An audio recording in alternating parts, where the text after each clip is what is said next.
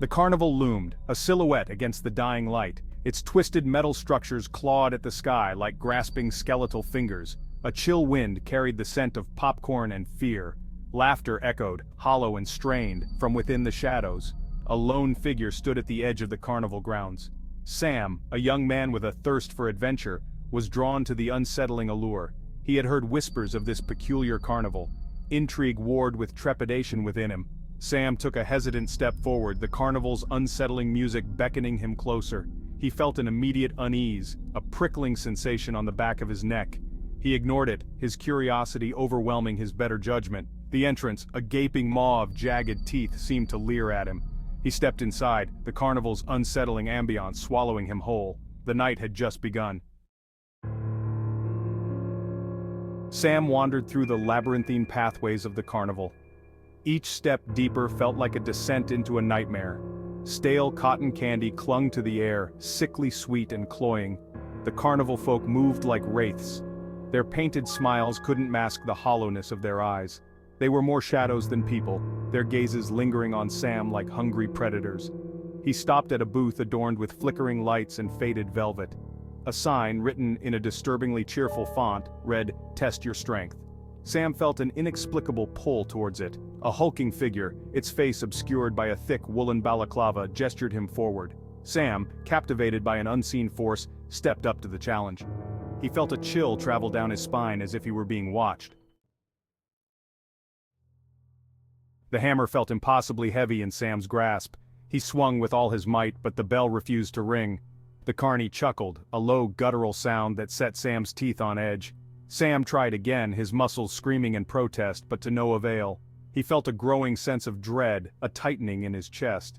The carnival seemed to press in on him, suffocating. He turned to leave, but the carny blocked his path.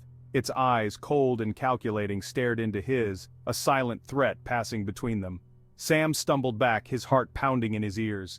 Panic surged through him as he broke into a run. He weaved through the throngs of carnival goers, their faces blurring into grotesque masks of amusement and malice.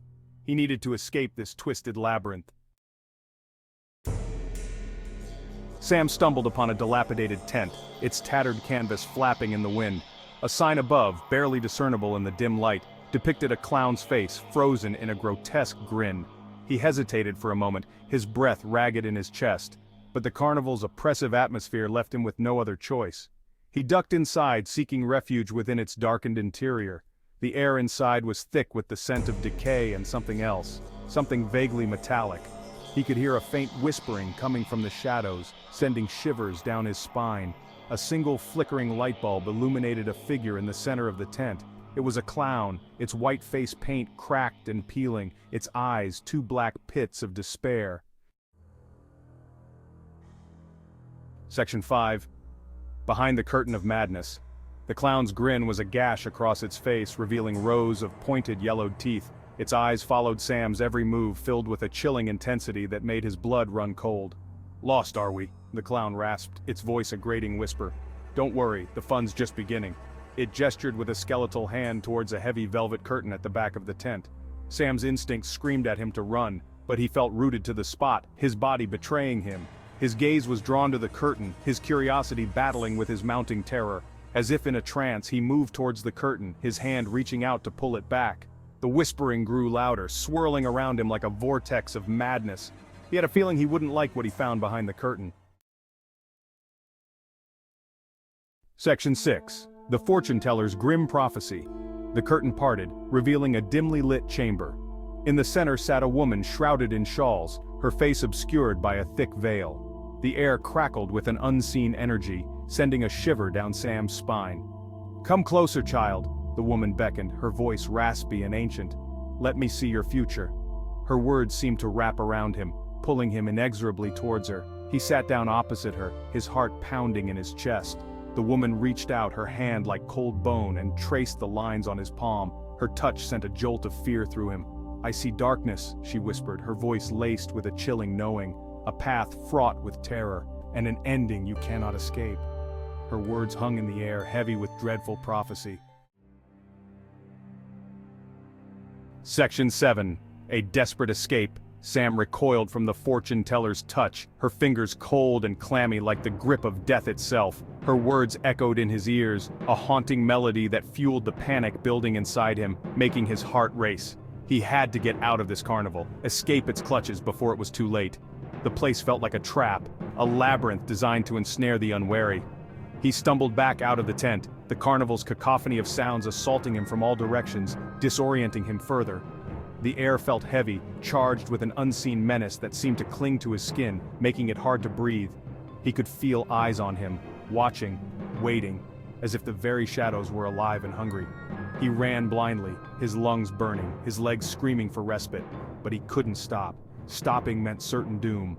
The laughter of the carnival folk seemed to follow him, mocking his desperation, echoing in the empty spaces around him. Every twist and turn led him deeper into the heart of the nightmare, the paths winding and confusing, like a maze with no exit. He caught sight of the exit, a beacon of hope in the distance, its light piercing through the darkness like a lifeline. But as he ran towards it, a figure stepped out from the shadows, blocking his path, its presence radiating menace. It was the hulking Carney from the strength test, its eyes glowing with an eerie light, a silent guardian of the carnival's dark secrets. Section 8. The horrors within the Hall of Mirrors. Panic seized Sam. He spun around, searching for an escape route. His eyes fell on a nearby tent, its entrance partially concealed by a billowing curtain of smoke. He didn't hesitate. He plunged into the swirling smoke, his lungs protesting. As his vision cleared, he realized he was standing in a long, narrow corridor lined with mirrors. His reflection stared back at him, distorted and grotesque. Each mirror seemed to twist his image, reflecting back a version of himself he didn't recognize, a monster wearing his skin. He stumbled down the corridor, his hand trailing along the smooth, cold glass. The air grew colder, the smell of popcorn replaced by the metallic tang of blood. He was trapped in a macabre funhouse. Section 9. Trapped in a Nightmare.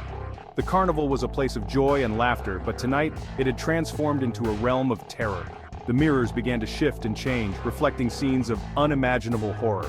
Each reflection was a twisted version of reality, a glimpse into a world where nightmares came to life.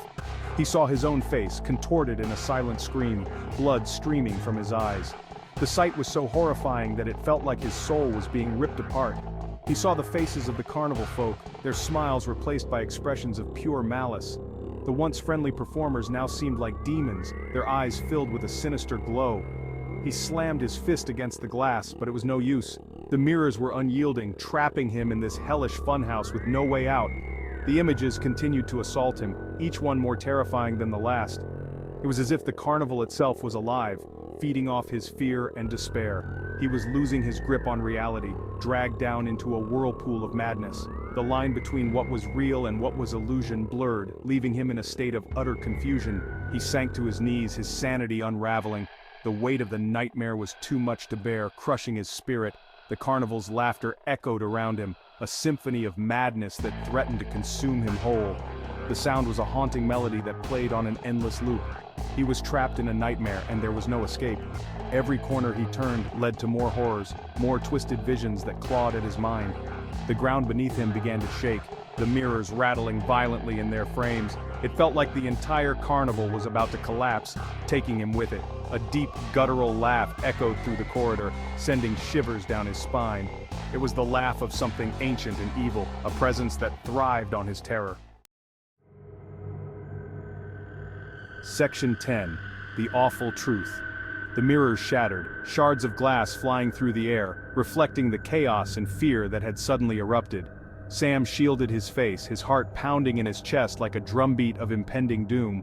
When he looked up, he was met with a sight that froze his blood, a scene straight out of his worst nightmares. Standing before him was a figure of unimaginable horror, a grotesque being that defied all logic and reason. Its flesh was pale and stretched taut over a skeletal frame, as if it had been starved for centuries.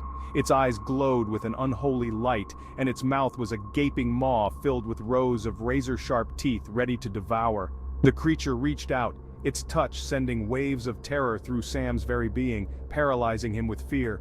He realized with a sickening certainty that this was no ordinary carnival, and the faces he'd seen weren't masks, but real twisted visages.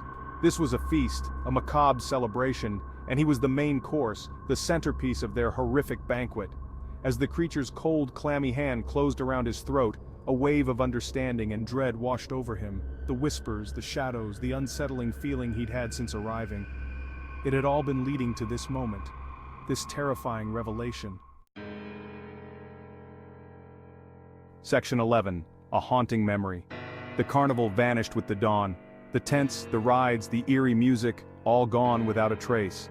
The only evidence that it had ever existed was the lingering scent of popcorn and fear. Sam's disappearance remained a mystery, another unsolved case filed away in the local police station. But for those who dared to venture too close to the spot where the carnival once stood, they could hear it. A faint, chilling laughter carried on the wind, a haunting reminder that some nightmares are real, and some carnivals are best